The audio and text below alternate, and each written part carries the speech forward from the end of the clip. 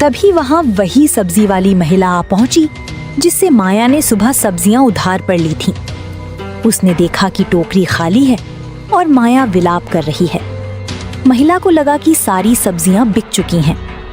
वाह बहन, तुम्हारी तो सारी सब्जियां बिक गईं। चलो अब जल्दी से मेरी सब्जियों के पैसे निकालो, मुझे मंडी जाना है। पैसे? वो तो अभी। कैसा वो? चुपचाप मेरे पैसे दो वरना पुलिस को बुला लूंगी। जब माया ने देखा कि अब पकड़े जाने का डर है और मेहनत करने की हिम्मत नहीं बची, तो उसने अपनी पुरानी जादुई शक्ति का सहारा लेने का फैसला किया। उसने सब्जी वाली की आंखी में अपनी लाल आंखें गड़ाईं और एक जोरदार धुएं का गोला छोड़ा। ना काम होगा ना दाम होगा, मैं चली अपनी पुराने ठिकानों पर। इससे पहले कि सब्जी वाली उसे पकड़ पाती, एक जोरदार धमाके के साथ माया वहां से गायब हो गई। वो महिला बस खाली टोकरी को देखती रह गई।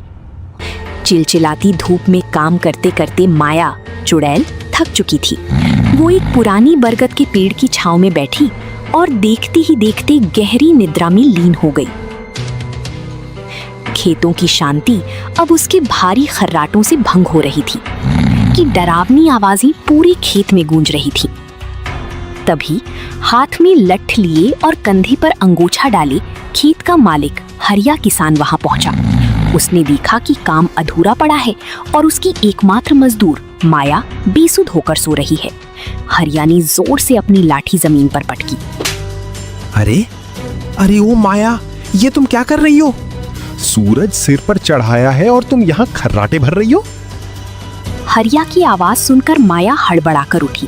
उसने जल्दी जल्दी अपने बिखरे हुए लंबे बालों को समेटा और अपनी आंखों को मलते हुए हरिया की ओर देखा। उसकी लाल आंखों में अब खौफ के बजाय थोड़ी शर्मिंदगी थी। अरे मालिक, आप तो व्यर्थ ही क्रोधित हो रहे हैं। मैं सो नहीं रही थी, मैं तो अपना कार्य ही कर रही थी। कार्य कर रही थी? आंखें मूंदकर और बादलों की तरह गरजकर कौन सा काम होता है भला? सारा खेत निराई के लिए पड़ा है और तुम यहाँ खर्राटे ले रही हो? मालिक, आप समझ नहीं रहे, मैं तो ध्यान मुद्रा में थी। मैं अपनी शक्तियों से ये पता लगा रही थी कि मिट्टी के भीतर कितनी गहराई पर नमी है ताकि पौधों को सही पोषण मिल सके। वो जिसे आप खर्राटे कह रही हैं, वो तो मंत्रों का उच्चारण था। हरिया उसकी बात सुनकर मुस्कुरा दिया। वो जानता था कि माया बहाने बना रही है, लेकिन वो ये भी जानता था कि वो एक ईमानदार मजदूर है। उसने माया को पानी का लोटा दिया और फिर से काम पर लगने का निर्देश दिया। ठीक है, अब अपनी ये तांत्रिक विद्या बंद करो और फावड़ा उठाओ। शाम होने से पहले ये कोना साफ हो जाना चाहिए। माया ने गर्दन झुकाई और चुपचाप फावड़ा उठाकर खेत की ओर चल दी। पुरानी डरावनी कहानियों की वो नायिका अब पसीने और मेहनत की नई इबारत लिख रही थी। गांव वाले अब उसे चुड़ैल नहीं बल्कि मेहनती माया के नाम से जानती थी। जैसे ही हरिया किसान खेत के दूसरे कोने की तरफ बढ़ा, माया चुड़ैल को अपनी आजादी का अवसर मिल गया। उसे मेहनत का काम रास नहीं आ रहा था।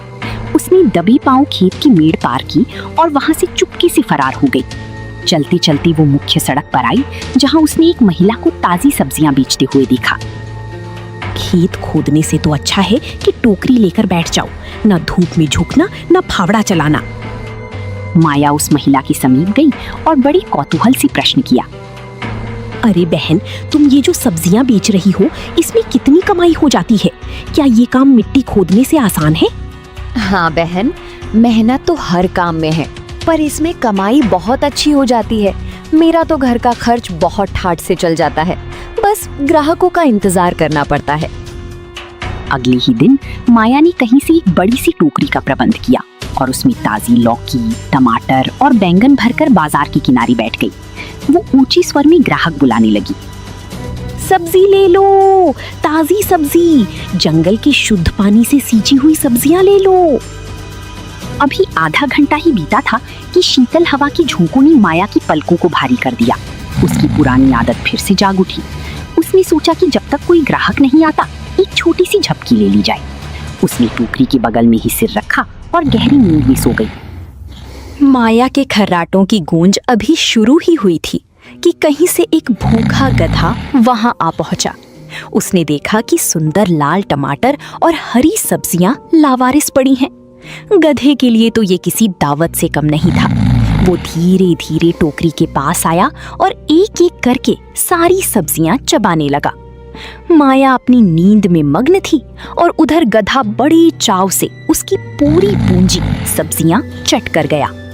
जब आखिरी गोभी का टुकड़ा गधे के मुंह में था, तब कहीं जाकर माया की आंख खुली।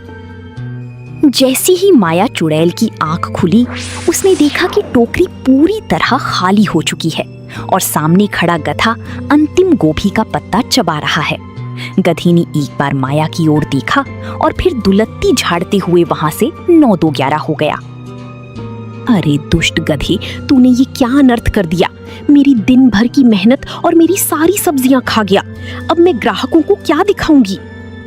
माया वहीं सड़क किनारे बैठकर जोर जोर से रोने लगी। उसकी डरावनी आवाज अब दुख भरी ही में बदल गई थी। वो विलाप करते हुए खुद से कहने लगी, हे भगवान, मेरी तो किस्मत ही फूटी है। ना खेती हुई ना व्यापार हुआ। आज से मैं ये सब्जी बेचने का काम भी कभी नहीं करूंगी। इससे तो अच्छा था कि मैं पेड़ों पर ही उल्टी लटकी रहती। तभी वहां वही सब्जी वाली महिला आ पहुंची जिससे माया ने सुबह सब्जियां उधार पर ली थीं। उसने देखा कि टोकरी खाली है और माया विलाप कर रही है। महिला को लगा कि सारी सब्जियां बिक चुकी हैं। वाह बहन, तुम्हारी तो सारी सब्जियां बिक गईं। चलो अब जल्दी से मेरी सब्जियों के पैसे निकालो, मुझे मंडी जाना है। पैसे? वो तो अभी। कैसा वो? चुपचाप मेरे पैसे दो, वरना पुलिस को बुला लूंगी। जब माया ने देखा कि अब पकड़े जाने का डर है और मेहनत करने की हिम्मत नहीं बची, तो उसने अपनी पुरानी जादुई शक्ति का सहारा लेने का फैसला किया। उसने सब्जी वाली की आंखें में अपनी लाल आंखें गड़ाईं और एक जोरदार धुएं का गोला छोड़ा। ना काम होगा ना दाम होगा। मैं चली अपनी पुराने ठिकानों पर। इससे पहले कि सब्जी वाली उसे पकड़ पाती, एक जोरदार धमाके के साथ माया वहां से गायब हो गई। वो महिला बस खाली टोकरी को देखती रह गई और हवा में केवल चुड़ैल की फीकी होती हंसी की गूंज रह गई। बाजार से गायब होने के बाद माया चुड़ैल जंगल के रास्ते से भटकते हुए एक दूसरी गांव की सीमा पर पहुंच गई। वहां उसने देखा कि एक सीधा साधा किसान अपनी मुर्गियों को बड़ी प्यार से दाना खिला रहा है। मुर्गियों को मजे से दाना चुगते देख माया के दिमाग की बत्ती फिर से जल उठी। सब्जियां तो गधा खा गया, पर इन मुर्गियों को तो कोई नहीं खा पाएगा। ये काम तो बहुत ही उत्तम प्रतीत होता है। बस दाना डालो और पैसा कमाओ। माया अपनी डरावनी वेशभूषा को थोड़ा संभालते हुए किसान के पास पहुंची और बड़ी ही कौतूहल से पूछने लगी, अरे ओ मुर्गी वाले भाई, तुम इन मुर्गियों को पालते हो तो इनसे तुम्हें दिन भर में कितना लाभ हो जाता है? क्या ये काम सब्जी बेचने से सरल है? हाँ बहन, मेहनत तो कम है। ये मुर्गी अंडे देती है और मैं उन्हें बेचकर दिन के कम से कम 50 रुपए तो कमा ही लेता हूँ। 50 रुपए की बात सुनकर माया की आंखें चमक उठी। उसने तुरंत निर्णय लिया कि वो अब मुर्गी व्यापारी बनेगी। अरे वाह, ये तो बहुत ही बढ़िया व्यापार है। क्या तुम ये मुर्गी मुझे बेचोगे? देखो बहन, ये मेरी सबसे अच्छी मुर्गी है। अगर तुम्हें चाहिए तो मैं बेच तो दूंगा, पर मैं इसके पूरे 100 रुपए लूंगा। एक पैसा भी कम नहीं होगा। माया ने सोचा कि 100 रुपए का निवेश करके अगर रोज 50 रुपए मिलेंगे तो 2 दिन में पैसा वसूल हो जाएगा। उसने अपनी साड़ी के पल्लू में बंधे कुछ पुराने सिक्के, जो उसने कभी किसी राहगीर से डरा कर लिए थे, निकाली और किसान की हथेली पर रख दिए। ये लो पूरे 100 रुपए। अब से ये मुर्गी मेरी हुई। अब देखना मैं कैसी मालामाल होती हूँ। किसान पैसे लेकर चला गया और माया बड़ी गर्व से उस मुर्गी को उठाकर एक ऊंचे पत्थर पर बैठ गई। उसने मुर्गी की आंखों में झांक कर कहा, देखो मुर्गी, अब तो मेरी मजदूर है। जल्दी से मुझे सोने की जैसी अंडे दे, ताकि मुझे फिर से उस हरिया किसान के खेत में खुदाई ना करनी पड़े। माया ने मुर्गी को एक कोने में बिठाया और खुद उसके सामने हाथ बांध कर बैठ गई। वो इंतजार करने लगी कि कब मुर्गी अंडा देगी और कब वो उसे बेचकर अमीर बनेगी। रात गहरी होती गई और माया की पुरानी आदत, उसकी भारी नींद फिर से उस पर हावी होने लगी। एक नींद ले लेती हूँ, सुबह उठूंगी तो टोकरी अंडों से भरी होगी। जैसे ही माया ने आंखें मूंदी, उसके भयानक खर्राटे खुर्रर खुर्रर झोपड़ी की दीवारों को हिलाने लगे। मुर्गी जो कि स्वभाव से बहुत चंचल थी, चुड़ैल की खर्राटों की आवाज सुनकर डर गई। उसे लगा कि कोई शेर दहाड़ रहा है। उसने झोपड़ी से भागने की कोशिश की, लेकिन दरवाजा बंद था। तभी उसकी नजर चुड़ैल की झोली पर पड़ी, जिसमें उसने अपने खाने के लिए कुछ मक्की की दाने रखी थी। मुर्गी ने दाने तो खाए ही, साथ ही उसने चुड़ैल के बिखरे हुए लंबे बालों को घोंसला समझ लिया और उन्हीं के बीच जाकर बैठ गई। सुबह जब सूरज की पहली किरण माया के चेहरे पर पड़ी तो वो बड़े उत्साह के साथ उठी। अरे वाह, सुबह हो गई। लाओ देखी, मेरी मुर्गी ने कितने अंडे दिए। माया ने यहाँ वहाँ देखा, पर उसे कहीं अंडा नजर नहीं आया। तभी उसे अपने सिर पर कुछ भारीपन महसूस हुआ। उसने अपने बालों में हाथ डाला तो उसे एक गोल चीज महसूस हुई। ओह, मेरी मुर्गी तो जादुई निकली। इसने जमीन पर नहीं, सीधे मेरे सिर पर अंडा दिया है। लेकिन जैसे ही उसने वो अंडा बाहर निकाला, वो दंग रह गई। वो अंडा नहीं, बल्कि पत्थर का एक गोल टुकड़ा था, जो मुर्गी ने खुरचते समय उसके बालों में फंसा दिया था। और मुर्गी, वो तो झोपड़ी की खिड़की से कब की फुर्र हो चुकी थी। माया ने अपना सिर पकड़ लिया। 100 रुपए भी गए, मुर्गी भी गई, और हाथ आया तो सिर्फ एक पत्थर। तभी दूर से उसे हरिया किसान की आवाज सुनाई दी, जो अपने बैलों को हाँकते हुए उसी रास्ते से गुजर रहा था। मेहनत की रोटी सबसे भली। माया को समझ आ गया कि न तो व्यापार उसके बस का है, न मुर्गी पालन। वो दौड़कर हरिया के पास पहुंची और उसके पैरों में गिर पड़ी। मालिक, मुझे वापस रख लो। मुझे ना सब्जी बेचनी है, ना मुर्गी पालनी है। मैं आपके खेत में खुदाई ही करूंगी। कम से कम वहाँ शाम को पक्की रोटी तो मिलती है। हरिया हंस पड़ा और बोला, चलो, कम से कम तुम्हें अकल तो आई। पर ध्यान रहे, इस बार खर्राटे लिए तो सीधी तांत्रिक को बुलाऊंगा। हरिया किसान ने माया को दोबारा काम पर तो रख लिया, लेकिन उसे डर था कि ये फिर से सो न जाए। इसलिए उसने माया को एक विशेष काम सौंपा, खेत की रखवाली करना।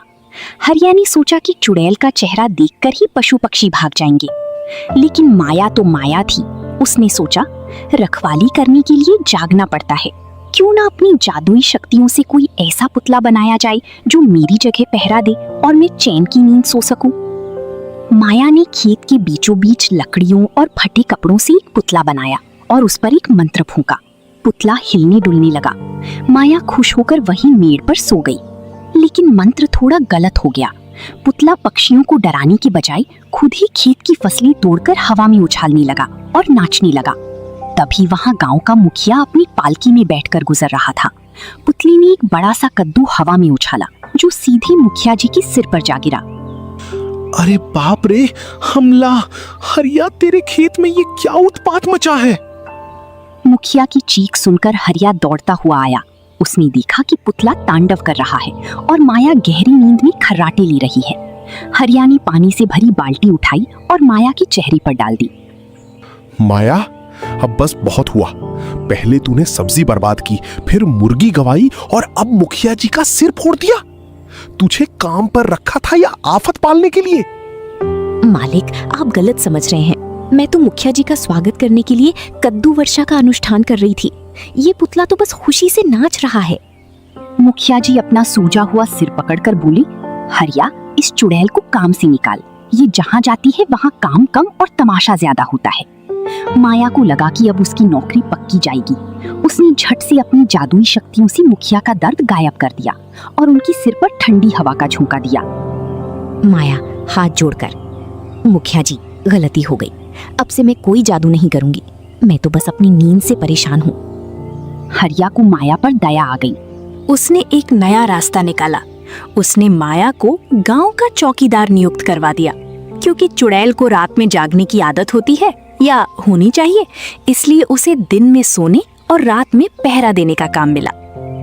वाह मालिक, ये काम सबसे बढ़िया है। दिन भर सोऊंगी और रात को डरा डरा कर पहरा दूंगी।